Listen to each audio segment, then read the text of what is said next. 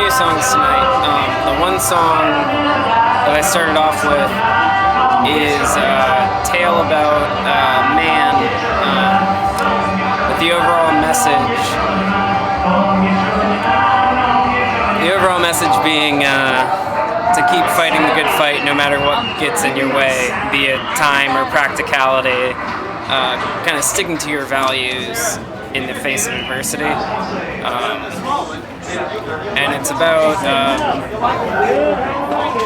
a man in his waning years realizing that he can still keep doing what he does without having to give up his self. And it tackles a lot of stuff to and fro there, but listening to the song, you get the complexity or simplicity a little more. And the second song was a song about reminiscing on times past,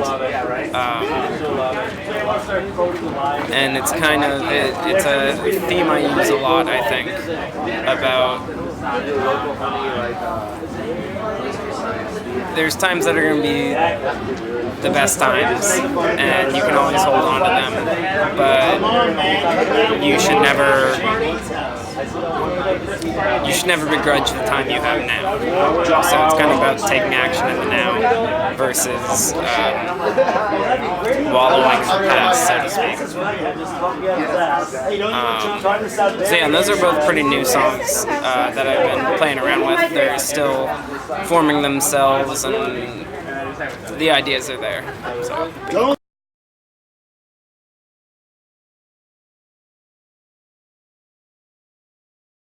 Yeah, they have like some working titles, but they're pretty new, so I haven't decided on anything definitely yet.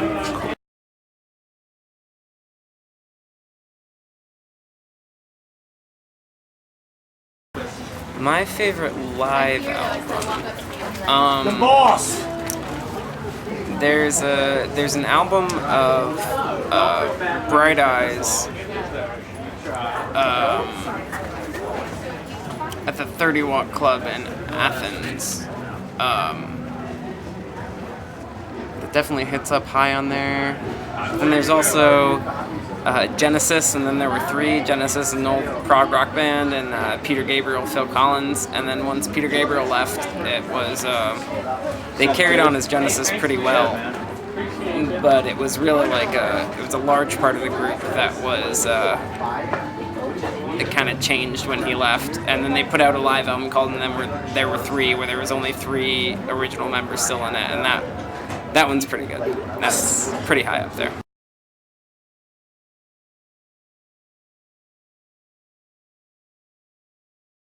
It was the brainchild of Amy Hendrickson, who, Amy Hendrickson was the first time I really played my original songs in front of a live audience was at an open mic that she did at Rendezvous here in town. And it was really nerve-wracking to get up in front of people and play my songs, but she was super supportive, and there was a lot of people who were there that were super supportive. Micah Gilliam, Chelsea Sadler, Eric Hood, all people who were later involved in Local Honey. But she tapped me for that while I was at Bonnaroo Music Festival. I got a phone call, so I was already in a great mood, and then I got that news that she wanted to put together a coalition of artists to make this documentary album. And of course, I immediately agreed, and I was ecstatic about it. But it happened organically. It was very much, I feel like she picked the crew better than anyone else in St. Augustine could have done. And, as many people as we wanted to include or tried to include,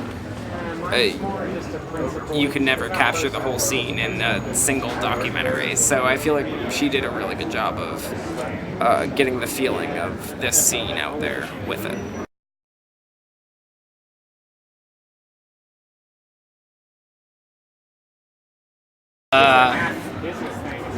They always do a good job, but I'd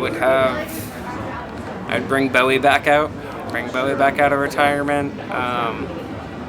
Probably have some sort of Conor Oberst project there. be it Bright Eyes or Desperacidos. Definitely Modest Mouse.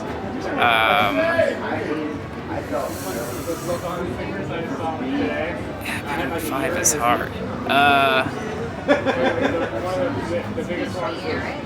Quasi, probably. Pavement. I think that's 4. And then Leonard Cohen.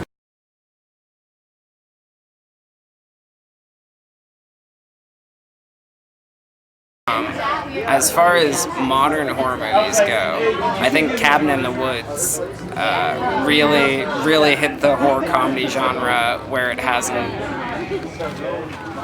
really been explored too much recently. I really like Cabin in the Woods. Also, It Follows came out recently, a lot of ode to James Carpenter and stuff in that. And of course, like The Thing. I love The Thing.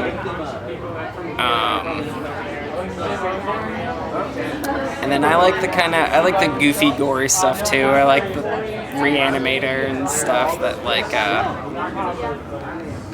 none too serious horror movies, as well as good jump scares. And I feel like I should mention one more, but I can't think of it. Well, the original Night of the Living Dead that's a movie I watch far too often. So.